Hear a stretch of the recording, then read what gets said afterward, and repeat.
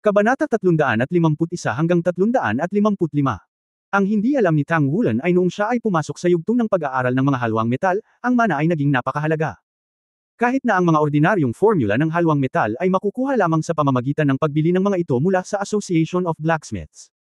Mayroon siyang dalawang master forging masters, sina Feng Wuyu at Mu Chen, ngunit may malaking kalamangan siya sa alloy formula. Ang paraan ng pagtuturo ni Feng Wuyu ay ganap na iba sa paraan ni Mu Chen. Si Mu Chen ay kabilang sa magiliw na uri, ngunit ang Feng Wuyu ay karaniwang ang minipin at masungit na uri. Kapag nagkamali, maririnig agad ang kanyang dagandong sa forging room. Pagkatapos ng 4 na buong oras, naramdaman ni Tang Wulan na babagsak na siya. Guro, oras na para kumain. Mahinang sabi ni Tang Wulan kay Feng Wuyu. Go, go. Bumalik ka pagkatapos kumain, at magsanay ng 3 oras pa sa gabi. Napakatanga ko, tingnan mo ang pinik mo. Ang metal fusion ay hindi pantay, ano ang alloy? Ang multi-metal fusion ng pagiging metal ay mismong proseso ng paglikha. Ang hindi pantay na pagsasanib, ang pagsasanib ba ay iisa? Oo. Si Tang Wulan ay nakinig ng mabuti sa pamumuna ni Feng Wuyu. Bagamat ang gurong ito ang pinakamasungit sa lahat ng kanyang mga guro, lagi niyang tinatamaan ang ulo sa tuwing sinasabi niya ito. At para lamang sa mga problema niya sa pagpapanday. Napakalakas pa rin ang kakayahan ni Tang Wulan na makayanan ang pressure. Kain na tayo. Kumaway si Feng Wuyu sa kanya. Tumalikod si Tang Wulan at umalis. Ang ekspresyon sa mukha ni Feng Wuyu ay agad na nagbago sa sandaling umalis siya sa pinto gamit ang kanyang mga paa sa harapan, at ang orihinal na galit at kawalang kasiyahan ay napalitan lahat ng mga ngiti. Sumasayaw sa kwarto. Haha, I really found a treasure. I didn't eat the old man's 10,000 years of chalcedony for nothing. Henyo talaga ang batang ito.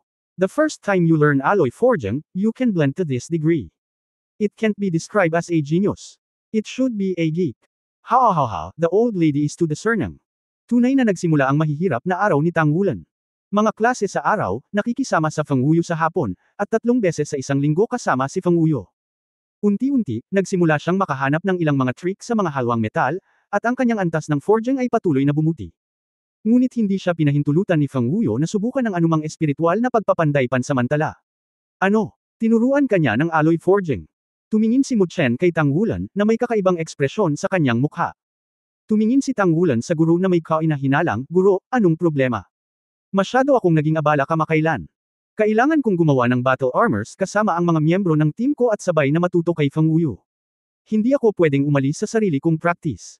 Mahirap humanap ng oras ngayon para makita si Mu Chen. Kumaibot ang sulok ng bibig ni Mu Chen, syempre hindi tama. Alam mo ba kung anong antas ng halwang metal ang natutunan? Iyan ang domain ng panday sa ika-6 na antas. Ang panday sa ika-5 antas ay nangangailangan lamang ng kakayahang lumikha ng espiritual na pagpapanday, kahit na napakababa ng pagkakataon ng tagumpay, hanggat kung nagtagumpay ka sa pagmamanupaktura, ikaw ay nasa antas na higit sa 6 na antas.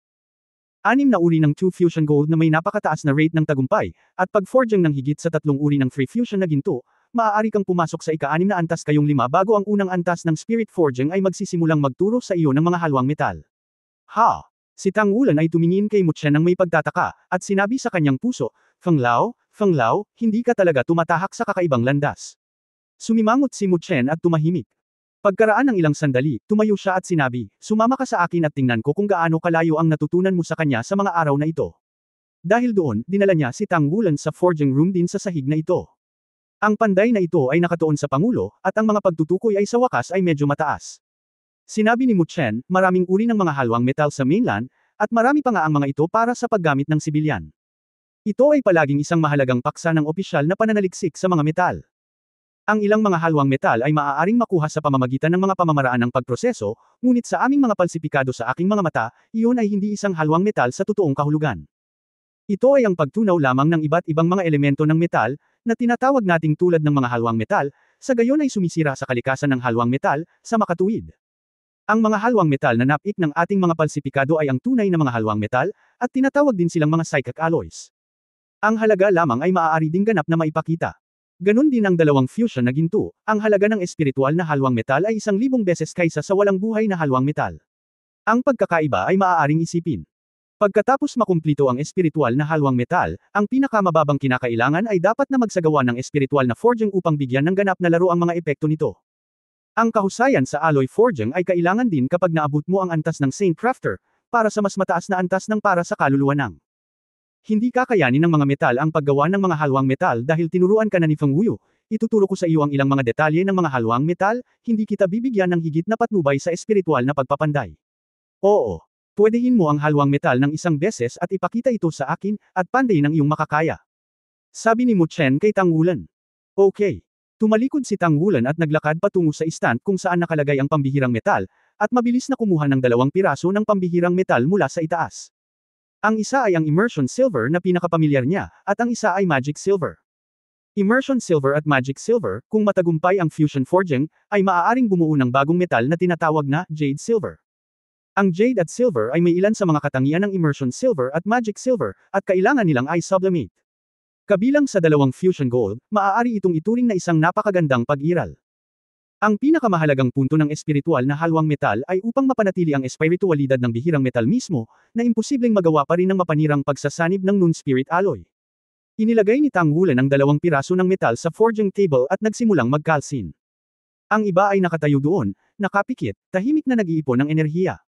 Tumayo si Mu Chen at nanood, naramdaman ang pantay na paghinga ni Tang Wulan, at hindi napigil ang tumango ng palihim.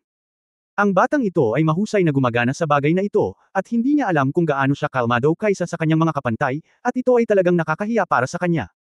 Nang matapos ang oras at tapos na ang calcination, pinindot ni Tang Wulan ang button, at ang unang bumangon ay si Shen Yin.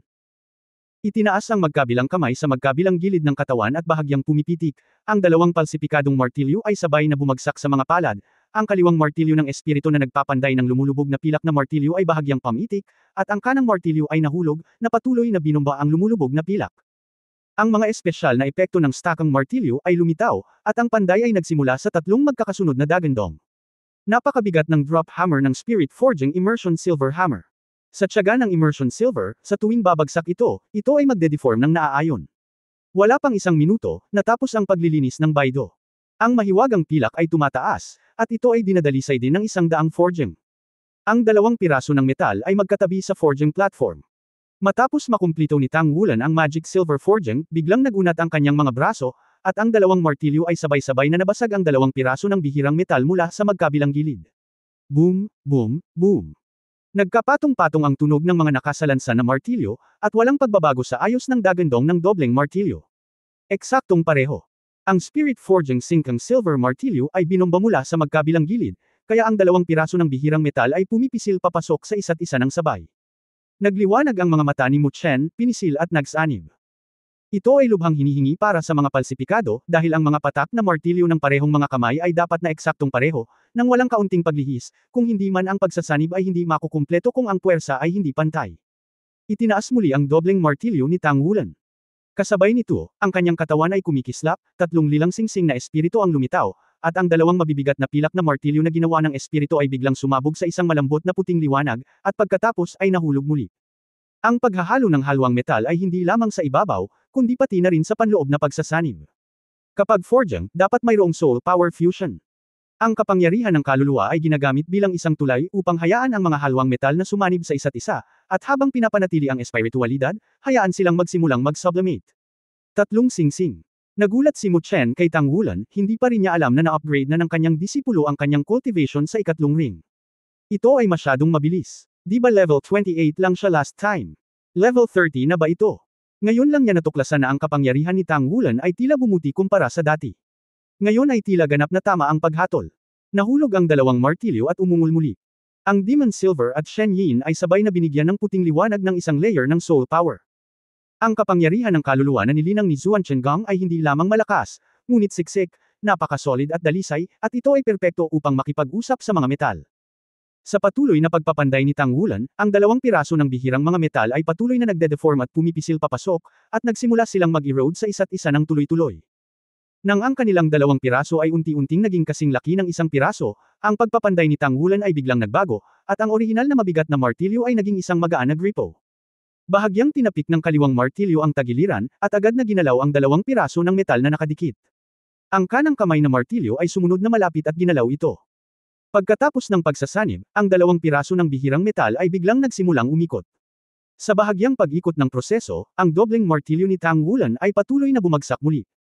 Sa tuwing hindi ito mabigat, pinapabilis at pabilis nito ang pag-ikot ng metal na ito, na parang ipoy-po na hamihip din sa forging. Rotary forging. Natutunan mo rin ba ito? Biglang napagtanto ni Mu Chen na tila siya ay masyadong ignorante sa sarili niyang disipulo. Siya ay palaging kilala para sa kanyang pagiging matatag. Kapag nagtuturo sa mga mag-aaral, maglalatag siya ng matibay na pundasyon at hinding-hindi hihilahin ang mga panla upang hikayatin ang paglaki. Sa ilalim ng epekto ng isang matatag na pundasyon, ang lahat ay ito ay isang bagay ng kurso. Kaya naman, hindi ako nasisiyahan matapos marinig na si Feng Wuyo ay nagturo ng Tang Wulan Alloy Forging. Ngunit ngayon ay tila ang pagpapanday ng halwang metal na ipinakita ni Tang Wulan ay kapanipaniwala, kahit papaano sa ngayon ay walang anumang mga bahid. Noong una ay naisip niya na palaging gagamitin ni Tang Wulan ang naunang paraan ng squeeze forging upang makumplito ang pagsasanib. Ito ay isang medyo simpleng paraan ng pagsasanib na medyo madaling makabisado. Gayunpaman, nagbago siya sa rotary forging sa isang tiyak na estado. Ang kahirapan ng rotary forging ay malinaw na mas malaki kaysa sa nakaraang extrusion forging, ngunit ang epekto ay walang alinlangan na mas mahusay. Maaari nitong gawing higit ang metal sa proseso ng pagsasanib. Mas mahigpit at mas uniforme, ngunit mas tumatagal. Mayroon din siyang mas mataas na mga kinakailangan para sa kapangyarihan ng espiritu. Bagamat may 3 singsing si Tang Wulan, malinaw na hindi sapat ang ikatlong singsing para makumplito ang swageng. Karaniwan, ang ika-5 singsing ay halos pareho. Ngunit sa oras na naisave sa pamamagitan ng nakaraang pagpilit forging. Pagkatapos ng maingat na pagkalkula, ito ay talagang posible. At pagkatapos, si Tang Wulan ay nagdala sa kanya ng higit pang mga sorpresa. Nagtagpo ang puting liwanag, biglang bumagsak ang 2 martilyo, nagbigay ng isa pang punto ang umiikot na bilis ng metal, bumukas ang puting ilaw, nahulog ang 2 martilyo, at napanatili ang pag-ikot. Ito, lumipat. Ang paglipat sa pagitan ng kapangyarihan ng kaluluwa at kapangyarihan. Makukumpleto ba niya ito nang walang suporta ng espiritong kapangyarihan? Ang mas mahalagang papel ng kapangyarihan ng kaluluwa ay ang pakikipag-usap. Ang profound Tiangong ay may katangian ng walang katapusang buhay, kaya kung ito ay itinurok sa metal, kahit naputulin ang iniksyon, ito ay magtatagal ng ilang sandali. At ginamit ni Tang Wulan ang puwang na ito at nagdagdag ng martilyo ng dalisay na lakas upang pandayin. Sa ganitong paraan, kahit na magiging mas mahirap ang patuloy na paglipat, ang mga kinakailangan para sa kontrol ay mas mataas din. Ngunit ang kalamangan ay nakakatipid ito ng kapangyarihan ng kaluluwa. Lumipas ang oras, at palaging pinapanatili ni Tang Wulan ang rotary forging, na napakatagal at nangangailangan ng patuloy na pagsasaayos upang patuloy na maramdaman ang mga pagbabago sa pagitan ng 2 piraso ng metal. Ang pagkonsumo ng enerhiya, pisikal na lakas, at kapangyarihan ng kaluluwa ay napakalaki. Makalipas ang 1 oras, ang mga mata ni Tang Wulan ay nakatutok pa rin, at ang diwa ng buong tao ay palaging nasa tuktok nito.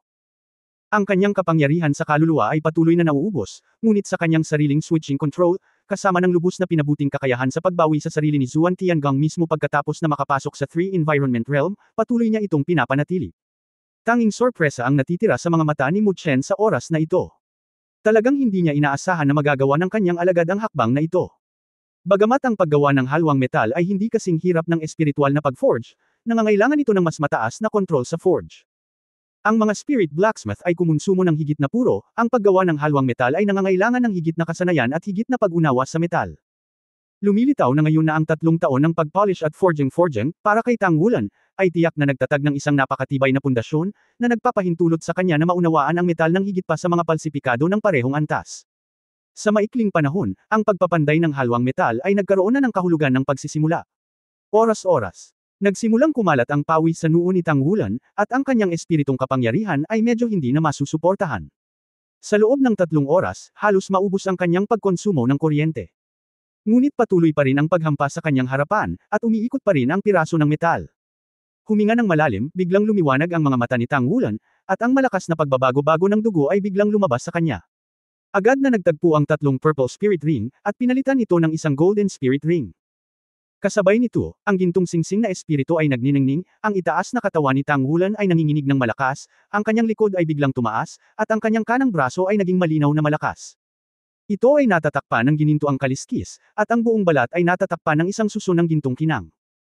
Ang 2 martilyo ay nahulog muli, at ang whirlpool na orihinal na ipinakita bilang isang puting liwanag sa panahon ng pag-ikot ay mabilis na natunaw sa isang layer ng ginto, at unti-unting, mas maraming ginto, na pinapalitan ang puti.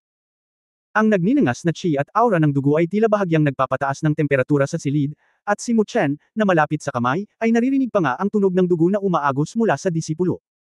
Bagamat alam niya na si Tang Wulan ay may ganitong espiritong singsing ng dugo at dugo, naramdaman niya na ang kanyang lakas ng dugo at dugo ay malinaw na gumawa ng isang husay na paglukso bago siya dumating sa Shrek Academy. Ang kapangyarihan ng espiritu ng 3 singsing ng espiritu ay hindi sapat, kasama ang chi at singsing na espiritu ng dugo at ang kanyang sariling kapangyarihan, dapat itong halos pareho. Gayunpaman, matapos himukin ang katawan ng ginintoang dragon na palakihin ang sarili, hindi na maipagpatuloy ni Tang Wulan ang kanyang paglipat. Ang bilis ng pagbagsak ng kambal na martilyo ay halatang naging masiksik. Ang gintong halo ay nagpapaganda ng puyaw ng tubig. Biglang pumutok ng kaunti si Tang Wulan gamit ang isang kamay, at ang kabilang panig ng espiritu na nagpapanday ng mabigat na pilak na martilyo ay binawi sa kanyang tagiliran. Sumigaw siya, bumangon ka. Isang puting liwanag ang biglang tumaas mula sa ginintoang puyaw ng tubig, at ang bilis ng buong puyaw ng tubig ay tumaas ng husto, na gumawa ng isang malupit na hamang na tunog. Si Bai Guang ay tumaas ng 5 talampakan. Libo-libong mga palsipikadong espiritu. Ang aura ng isang halwang metal ay iba sa isang solong metal. Ang pagkumpleto ng 1,000 forgeng ay may aura, na nangangahulugan na ang halwang metal sa kabuuan ay umabot na sa kaharian ng 1,000 forgeng at isang unang baitang. Sa isang kahulugan, ito ay itinuturing na isang matagumpay na pagsasama. Hindi bababa sa ito ay matagumpay sa una. Ang walang hiyang puting liwanag na bumangon ay biglang nanginginig ng bahagya, at pagkatapos, isang asul na liwanag na parang baging at anino ang lumitaw sa itaas ng halo, na parang namumulaklak sa tuktok ng puting liwanag. Kaagad pagkatapos, isang bahagyang pag-awit ng dragon ang tumunog, isang grupo ng ginintoang liwanag ang bumangon mula sa asul na liwanag at anino, at ang gintong liwanag ay tumaas ng 3 talampakan. Sobrang kakaiba. Sumigaw si Muchen, libu-libong mga panday ang may mga espiritu, at si Rong ay nagpapanday sa kanila. Nagpakita rin si Tang Wulan ng nasisiyahang ngiti sa kanyang mukha. Ang Meltong Forging na ito ay masasabing pinakamatagumpay niyang panahon mula noong nagsimula siyang mag-aral ng Alloy Forging. Ang paglitaw ng diwa ng Meltong Forging ay nangangahulugan na ang Alloy Forging ay ganap na matagumpay, at ang ganitong eksena ay maaari lamang lumitaw kapag ito ay ganap na pinagsama at puno ng espiritualidad. Ang espiritual na estado ng bawat forge ay iba, at ito ay nauugnay sa kanilang sariling martial arts. Ang Blue Vine Halo ay kumakatawan sa asul na pilak na damo, at ang gintong halo ay natural na kumakatawan sa dugo ng Golden Dragon King ni Tang Wulan. Walang duda na ang bloodline ng Golden Dragon King na maaaring tumaas ng 3 talampakan ay halatang mas malakas kaysa sa Blue Silver Grass. Ang taas ng pagtaas ng espiritu ay nauugnay sa antas ng pagsasanib ng metal, at nauugnay din ito sa kalidad ng martial arts ng master ng espiritu. Sa pangkalahatan, hindi madaling makapagtaas ng paa. Naabot ni Tang Wulan ang taas na 3 talampakan. Para sa isang panday sa ikalimang antas, isa lamang itong himala. Ang liwanag ng puti, asul, at ginto ay tumaas at tumagal ng mahigit 20 segundo bago ito unti-unting huminto. Isang hugis itlog na piraso ng metal ang lumitaw sa forging table. Nagmukha itong jade at may mga moray pattern sa loob na parang umiikot dito. Hindi ito huwad, ngunit puno ito ng buhay. Ang kumikinang na halo ay ipinakita bilang maputlang pilak. Jade Silver. Ito ay walang alinlangan na isang piraso ng jade at pilak sa totoong kahulugan. Ang antas ng pagsasanib ay 71%. Si Muchen ay humakbang pasulong, sinubukan ito gamit ang isang instrumento, at sinabi kay Tang Wulan. 91 lang ba? Nadama ni Tang Wulan na ang kanyang pagsasanib ay perpekto, ngunit hindi niya inaasahan na ito ay 100% malayo. Gumalaw ng kaunti ang sulok ng bibig ni Muchen, only. Ano sa tingin mo ang alloy forging? 60% melt forging, kahit na ang alloy forging ay matagumpay. Pagkatapos nito, sa bawat 5% na pagtaas ng kalidad, ang kalidad ay tataas ng isang level. 91 ay hindi lahat ng iyong forging skills, ito ay may kinalaman sa iyong sariling martial soul na may kinalaman sa iyong sariling martial soul at may isang tiyak na kadugtong na singsing sa iyong kaluluwa. Ito ay 71%. Kahit na ikaw ay isang ikawalong antas na Saint Craftsman, sa tuwing magsasama ka ng forging, maaaring hindi mo makamit ang isang pagsasanib na higit sa 70%. Siyempre, hindi ganoon kadali ang pagpili ni Muchen ng metal para sa pagtunaw at pagpapanday. Ang Jade Silver ay medyo madali sa pagtunaw at forging, at ang Magic Silver at Immersion Silver ay may ilang katulad na katangian. Ngunit ilang taon na si Tang Wulan. Siya ay walang alinlangan na lumikha ng isang bagong record sa industriya ng forging. Guro, maaari ko bang kunin itong Jade Silver? Pansamantalang tanong ni Tang Wulan. Oo naman. Tumango si Muchen. Ang piraso ng jade at pilak na ito ay nasa first grade realm na ngayon ng 1000 forging. Ang bihirang metal ay karaniwang hugis pagkatapos ng isang forging. Ang antas kung saan ito umabot ay tinutukoy. Gayunpaman, ang halwang metal ay naiiba. Kapag ang halwang metal ay matagumpay na napik, ito ay katumbas ng pagkakaroon ng pundasyon ng buhay. Magsagawa ng 2 forging, o kahit 3 forging. Kung mas mataas ang kalidad ng halwang metal, mas maraming beses itong mapeke. Siyempre, para sa mga panday, sa pangkalahatan, ang pangalawang beses na panday ay tiyak na mauunawaan ang kakanyahan nito at ganap na ihayag ang sarili nitong mga epekto. Ang gayong piraso ng jade at pilak ay tiyak na nagkakahalaga ng medyo mas mataas kaysa sa espiritu na huwad na metal ng parehong dami. Tumingin si Muchen kay Tang Wulan na may kakaibang tingin, dahil bigla niyang napagtanto na sa yugtong ito, hindi niya alam kung ano ang ituturo kay Tang Wulan. Napatunayan ng mga katotohanan na tinuruan ni Feng Wuyu si Tang Wulan na napakatagumpay na matuno ang forging, at magagawa niyang matuno ang forging sa loob lamang ng ilang araw. Sa hinaharap, kakailanganin lamang niyang patuloy na magpakintab at maging bihasa at subukan ang higit pang metal forging. Pagkatapos ay hawakan ang Spirit Forge, natatakot ako na hindi hihigit sa 3 taon, ang batang ito ay makaka-advance sa ika-6 na antas ng Forge. Ang kanyang Chi at Blood Spirit Ring ay ganap na nakabawi para sa kanyang kakulangan ng espiritong kapangyarihan.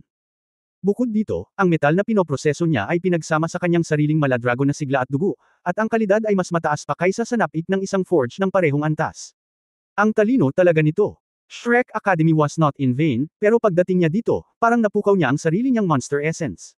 Ang notebook na ito ay para sa iyo. Naglabas si Mu Chen ng isang makapal na notebook mula sa kanyang storage ring at ibinigay ito kay Tang Wulan. Kinuha ito ni Tang Wulan. Walang pamagat sa libro. Mataimtim na sinabi ni Mu Chen, ito ang mga tips sa spiritual forging at melting forging na nasummarize ko sa mga araw na ito. Gusto kong hintayin na tumahimik ang iyong espiritual na forging bago ito ibigay sa iyo. Ngayon tila dapat ko muna itong ibigay sa iyo. Frankly speaking, mas mabilis ang growth rate mo kaysa sa inaakala ng teacher. After the forger reaches a certain level, as a teacher, I can only guide you to do detours. But how far you can go depende sa sarili mong pangunawa at hard work. You have time to read this notebook. Iba-iba ang forging method ng bawat forger, and it is mutually verified with the forging method. Save it, may mga fengo na itinuro doon, dun layon.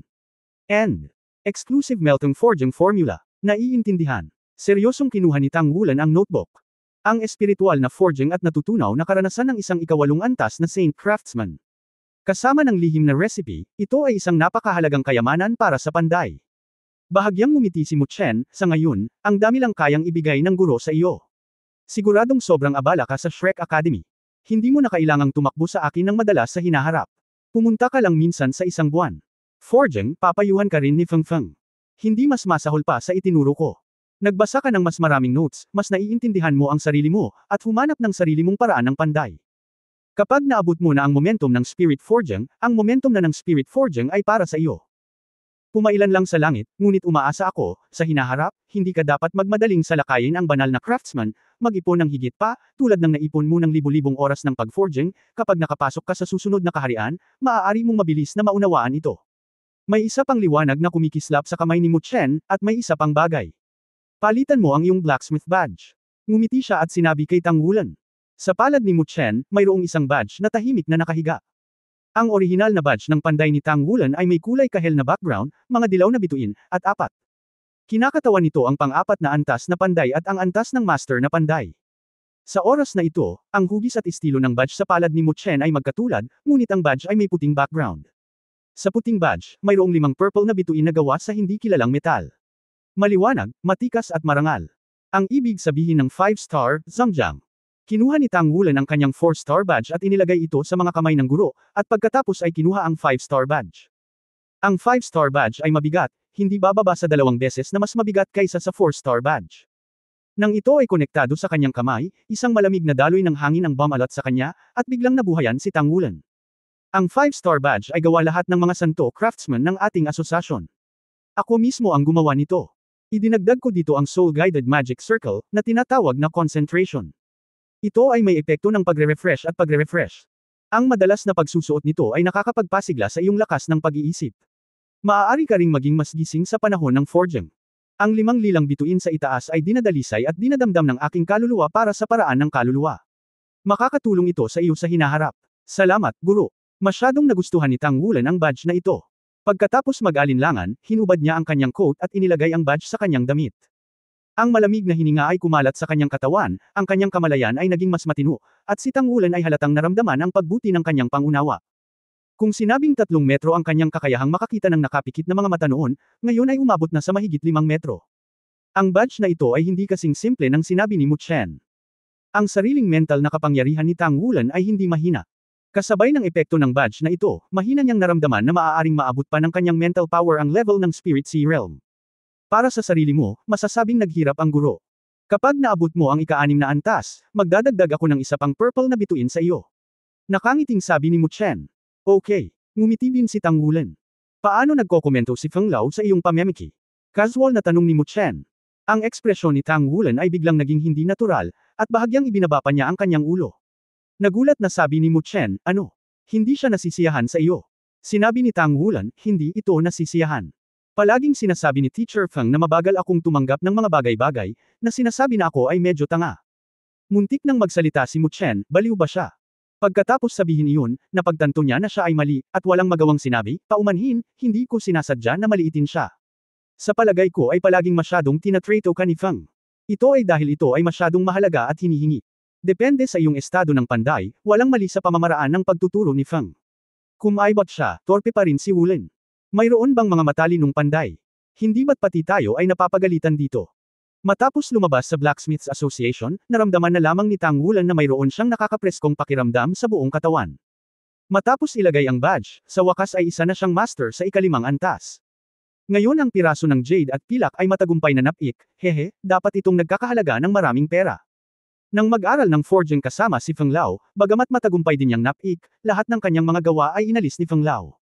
Simple lang ang dahilan, nagbigay siya ng mga materyales. Higit pa rito, ang pagtunaw ng forging ay kapareho ng espiritual na forging. Sa sandaling ito ay nabigo, ang metal ay na-scrap at nagiging walang buhay na metal. Ang piraso ng jade at pilak ay isa pa ring tinunaw na halwang metal na talagang pag-aari ni Tang Wulan. Pagbalik niya sa work-study dormitory, madilim na ang langit. Hindi dumiretso si Tang Wulan sa cafeteria. Siya ay karaniwang nakasanayan na kumain mamaya sa ibang pagkakataon, kaya't may mas kaunting pansin. Ang kanyang katakawan ay halos naging magandang tanawin sa work-study dormitory. Ang mga sanga ng hangin ay umiihip, at ang halimuyak ng mga halamang dala ng mamasa-masa na simoy ay laging nakagiginhawa. Bagamat abala si Tang Wulan sa pagsasanay araw-araw, unti-unti rin siyang nahulog sa lugar na ito. Ang Shrek Academy ay talagang isang magandang lugar. Ito ay magiging mahusay kung ito ay hindi masyadong abala. Ang lugar ng dormitoryo ng mga working study na estudyante ay palaging napakalinis kamakailan. Maging ang lupa ay malinis at maalikabok.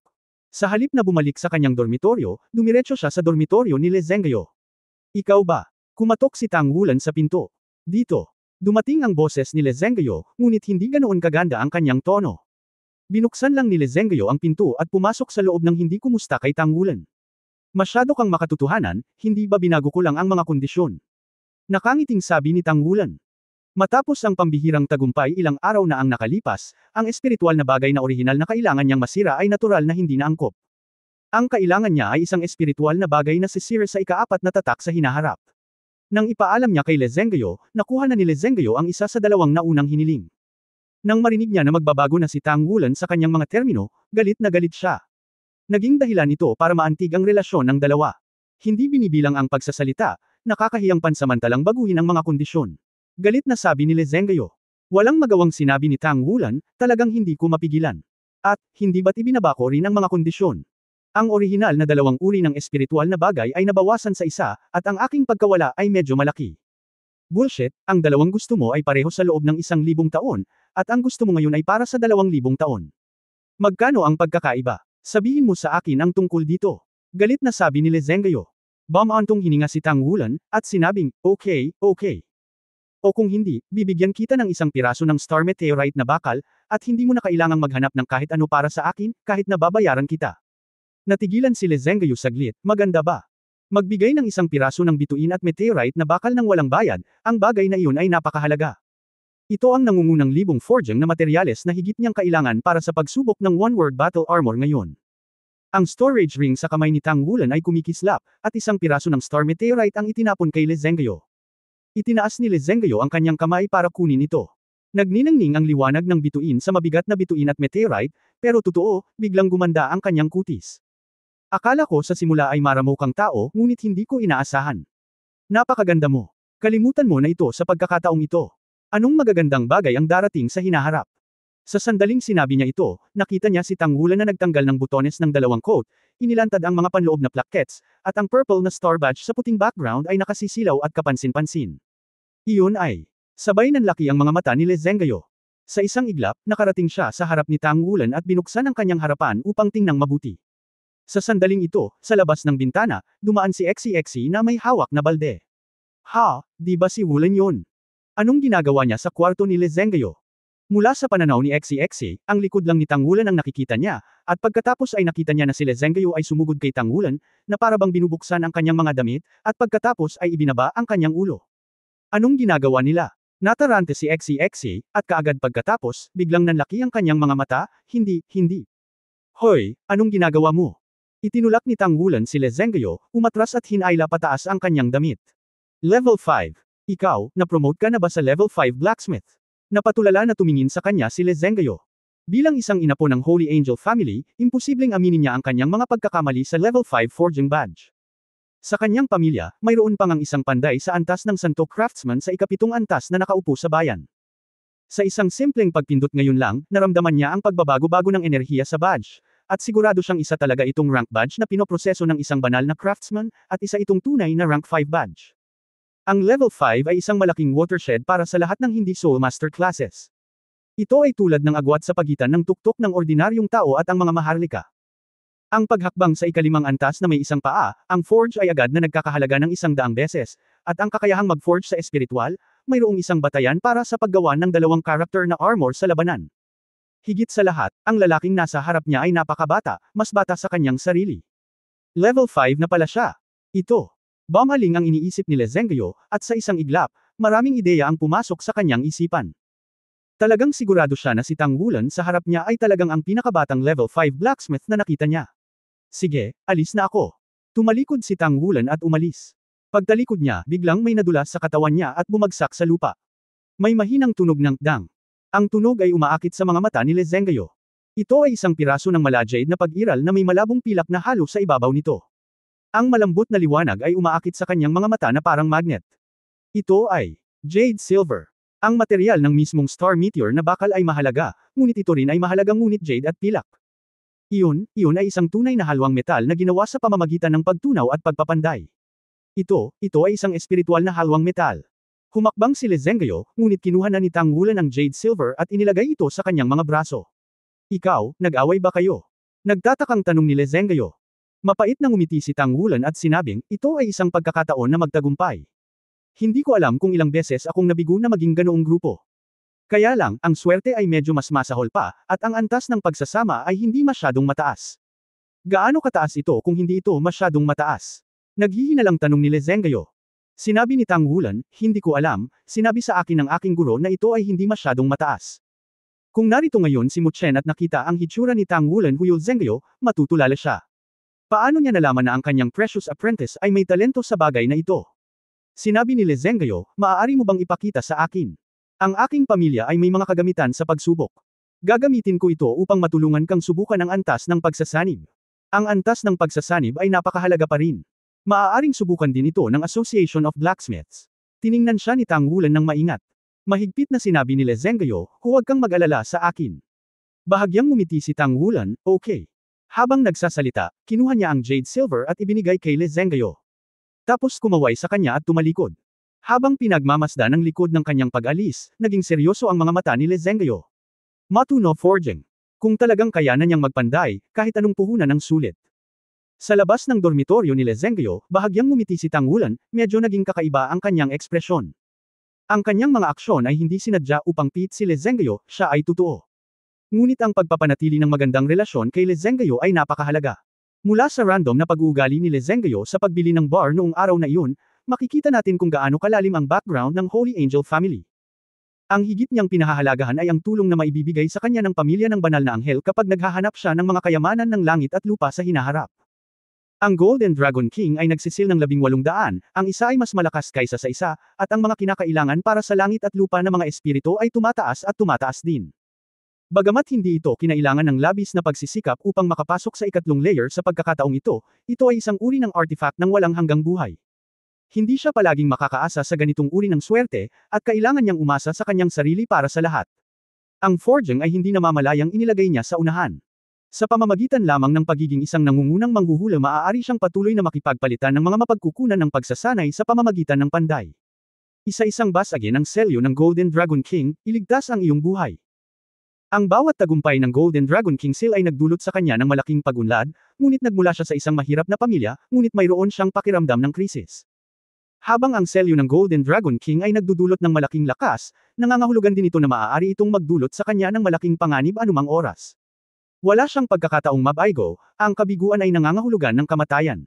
Alam ng Diyos kung anong mga gamo-gamo ang lalabas pagkatapos mapunta ang selyong ito sa likod.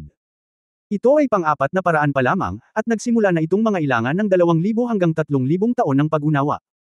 Natatakot ako na mangangailangan ito ng 10,000 taon ng walang siyam na selyo. Saan tinanong ng One Ian Spirituality ang sarili ko na hanapin ito? Ngayon ay oras na upang magplano ng maaga. Kumain ka na. Malaki ang langit at malaki ang lupa, ang pinakamalaking pagkain. Humakbang si Tang Wulan at dumiretso sa kantin. Ang hindi niya napansin ay sa kanto, tumingin si Xi Zizang sa direksyon na kanyang paalis na may kakaibang mga mata, at saka tumingin sa dormitoryo ni Li Zhenggayo. Napalunok ng laway. Tumalikod at tahimik na pumunta. Pagkatapos ng hapunan, diretsyong bumalik si Tang Wulan sa dormitoryo. Hindi na niya kailangan pang mag-practice ng forging ngayon. Babalik siya ng maaga at magpapatuloy sa pagsasanay. May maliit na kagubatan sa likod ng work-study dormitory. Ito ay napakatahimik at nauuri bilang ang work-study dormitory. Usually, walang darating. Dumating si Tang Wulan sa kakahuyan na mag-isa, at tahimik na tumayo roon ng ilang sandali, tahimik na inaayos ang kanyang soul power at energy power. Unti-unti, naramdaman niya ang nakapalibot na mga halaman, na isang buhay na puno ng pag-iral. Ang kanilang mga iniisip ay napakasimple, na may mga pinakapangunahing emosyon lamang tulad ng kasiyahan, galit, takot at iba pa. Bagamat hindi makapangyarihan ang blue-silver grass, palagi itong nagbibigay daan sa kanya na madaling makasama sa mundo ng mga halaman.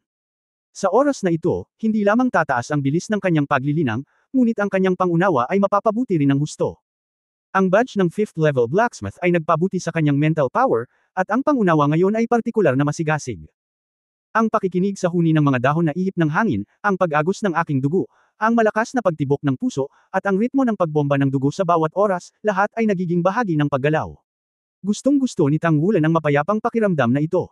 Sa tuwing papasok siya sa ganitong estado, pakiramdam niya ay hinuhugasan ang kanyang katawan. Habang nasa harapan niya ang dalawang kamay, dahan-daang umikot ang arko, napakabagal, magaan at malambot ang kanyang mga galaw, bawat arko na iginuhit, bahagyang maindayog ang hangin sa ilalim ng kanyang pagmamaneho. Sa simula, walang output. Unti-unting lumitaw ang malambot na puting liwanag sa mga palad.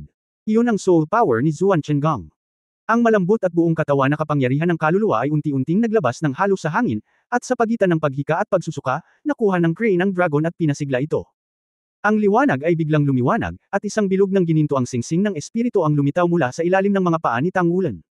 Sa isang iglap, biglang tumaas ang aura ng kanyang buong pagkatao, at lumitaw ang nagniningas na pagbabago-bago ng dugo. Ang gintong halo ay kumikinang, at ang gininto ang katawan ng dragon ay pinakawalan. Ang kanyang buong katawan ay natatakpan ng isang layer ng ginto, at ang kanyang buong pagkatao ay naging mas malakas. Lalong naging matamlay ang binilog na palad, at nagsimulang magbago ang direksyon ng daloy ng dugo sa katawan. Sa ilalim ng kanyang patnubay, lumipat ito ayon sa isang tiyak na ruta. Sa panahon ng operasyon, ang kanyang malakas na chi at pagbabago-bago ng dugo ay patuloy na tumaas, at ang gininto ang liwanag sa kanyang katawan ay lumakas at lumakas. Nagsimulang lumitaw ang malalim na dagandong ng dragon. Hindi ito mula sa bibig ni Tang Wulan, ngunit isang kakaibang tunog na dulot ng resonance ng dugo sa buong katawan niya. Ang Longyin ay hindi malinaw, ngunit ito ay malalim at puno ng depresyon. Parang unti-unting tatayo ang isang natutulog na dragon. Ang mga kamay na napapaligiran ni Tang Wulan ay naging mabagal at bumagal, at ang pag-awit ng dragon sa kanyang katawan ay unti-unting nagsimulang magpakita ng mga palatandaan ng kawalang tatag. Pagkaraan ng buong 10 minuto, unti-unting lumiliit ang pag-awit ng dragon, at bumaba rin ang pagbabago-bago ng dugo sa kanyang katawan. Hanggang sa bumalik sa normal. Ha! Bumantong hininga si Tang Wulan, walang magawang umiling, hindi pa rin gumagana.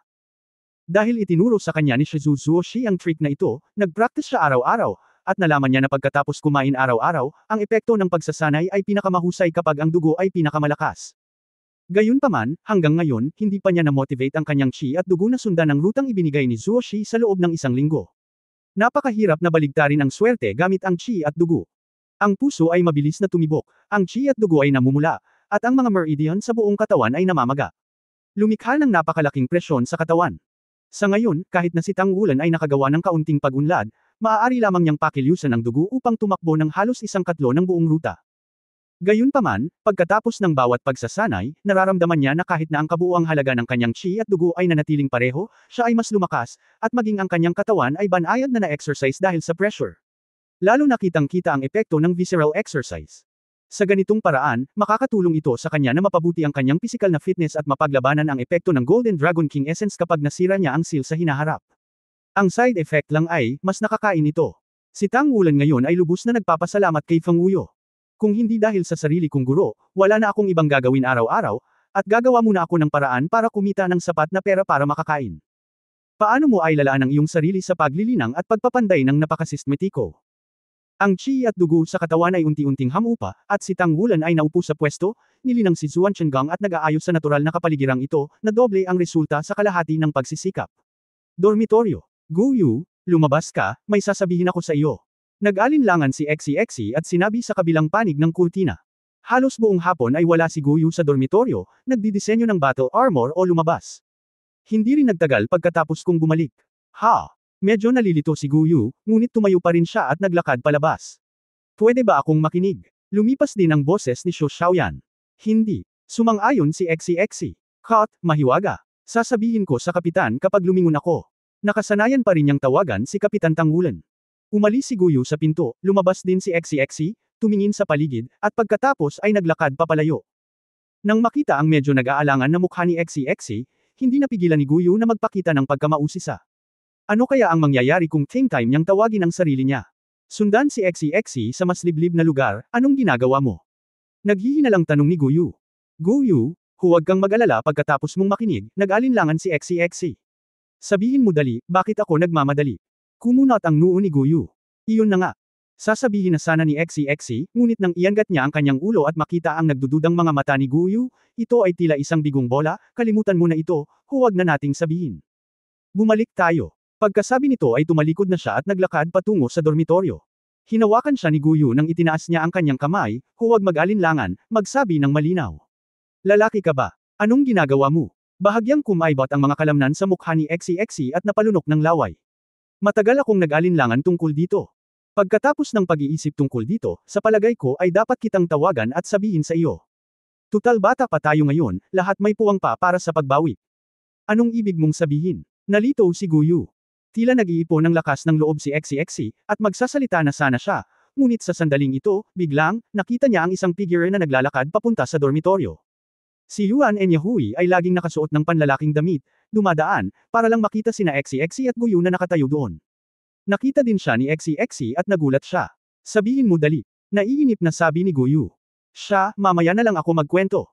Ikanaway ni Xie ang kanyang kamay kay Gu Yu, nakatingin kay Yuan Enyahui. Nakita rin siya ni Gu Yu at tumanggaw sa kanya. Malamig na tumanggaw si Yuan Enyahui, at lumakad palayo. Huminga ng malalim si Xie, at si sandal na sana sa tenga ni Gu Yu, ngunit naitulak siya ng kamay ni Gu Yu, sabihin mo palayo sa akin. Bakit ang gulo mo? Iritadong sabi ni Xie. Napataas ang kilay ni Gu Yu, sino ba tayong dalawa na may problema? Gusto mo bang sabihin o hindi? Okay, let me tell you. Si Wulan at Le Zhengyo ay mukhang may ilang senyales ng hindi tamang relasyon. Misteryosong sabi ni Xie habang pinagmamasdan ang paligid.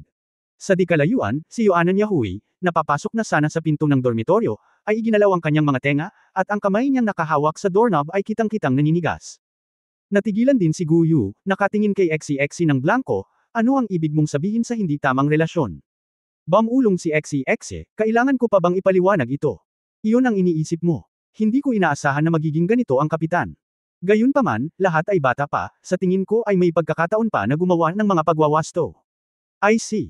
Lumabas ka, gusto mo siya, kaya kailangan nating mag-isip ng solusyon ng sama-sama. Tingnan kung mayroong anumang mga hakbang sa remedial, kung hindi, ang kapitan ay. Napaatras si Gu Yu ng isang hakbang, hindi, imposible. Hindi pa siya nagkaroon ng ganoong klase ng mga palatandaan. Hindi, nagkakamali ka ba? Sinabi ni Xie, ngayon ay nakita ko ang kapitan sa silid ni Le Zhengyo, at binuksan ni Le Zhengyo ang kanyang damit, na parang hinahawakan pa rin niya ang kanyang dibdib. Nakita ko ito, ngunit hindi ko alam ang tungkol dito. Anak. Namutla ang mukha ni Gu Yu ng, ha, at bigla siyang tumalikod at tumakbo palayo. Tumakbo diretso sa kakahuyan sa di kalayuan. Napakamot ng ulo si Xie, tumingin sa direksyon na kanyang aalis na may kaunting pag-aalala, bamantong hininga, at bamulong sa sarili, Captain, para rin ako sa iyong kapakanan. Bagamat ito ay personal na kalayaan, si Gu Yu ay masyadong nakakaawa. NS. Nagmamadaling pumunta si Gu Yu sa maliit na kakahuyan na kakaiba sa mga estudyanteng nag-aaral sa trabaho. Alam niya na sanay na si Tang Wulan na mag-practice dito sandali bago bumalik sa dormitoryo upang ipagpatuloy ang pagninilay. Basta pagbalik niya, dapat nandito siya. Nang sumugod na sana siya sa kakahuyan, nakita niya si Tang Wulan na naglalakad palabas dito. Gu Yu. Gulat na sigaw ni Tang Wulan. Si Gu Yu ay sumugod na sa kanyang harapan na parang hangin, hinawakan ang kanyang dibdib sa harapan, bakit? Bakit ikaw? Natarante si Tang Wulan, at sinabing hindi malinaw, ano at bakit. Nanginginig ang mga labi ni Gu Yu, mapatla ang kanyang magandang mukha, bakit gusto mo ang mga lalaki? Ano ang maganda sa mga lalaki? Bakit? Napatulala siyang tinitigan ni Tang Wulan, at sinabing, sino ang nagsabi sa iyo na gusto ko ang mga lalaki?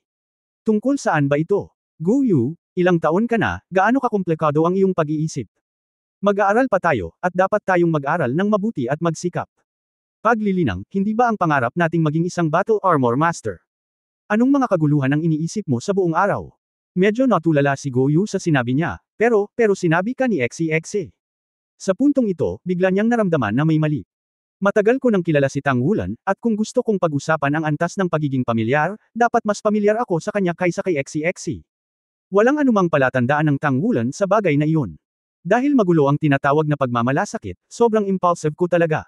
Ilang sandali, namula ang magandang mukha ni Gu Yu. Kung ito ay isang hindi pagkakaunawaan, ito ay nakakahiya. Si XEXE ang nagsabi sa'yo. Sa sandaling ito, bahagya niyang kinagat ang ibabang labi, halos sumipol sa sinabi ni XEXE sa kanya kanina. Salamat. Exi. Kinagat ni Tang Wulan ang kanyang mga ngipin at tumingin sa direksyon ng dormitoryo. Pagkatapos ay mabilis siyang naging isang lalaking parang hangin. Nang makita siyang umalis, nanatili roon si Gu Yu. Biglang hindi niya napigil ang ngumiti, he looked so embarrassed and very cute. Itinulak ang pinto ng dormitoryo, at mahinahong pumasok si Tang Wulan.